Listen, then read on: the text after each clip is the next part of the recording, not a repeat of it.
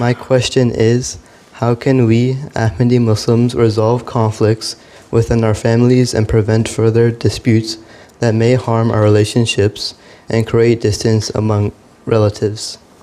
Being an Ahmadi, you should not fight with each other. There should not be any conflict. If there is any controversial matter, then try to solve it amicably.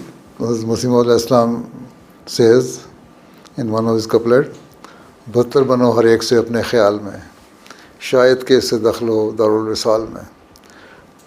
Try to be lowly within yourself, in your mind. So it might help you to take you to the heaven or get you closer to Allah Ta'ala. ठीक है, अगर अल्लाह के करीब हो जाओगे, that should be the ultimate aim and objective of a true मोमिन और believer. ठीक है, तो ये तो लड़ाइयाँ तो ख़त्म करनी चाहिए. There should not be any conflict. Petty matters होते हैं, they're all petty matters. Yeah?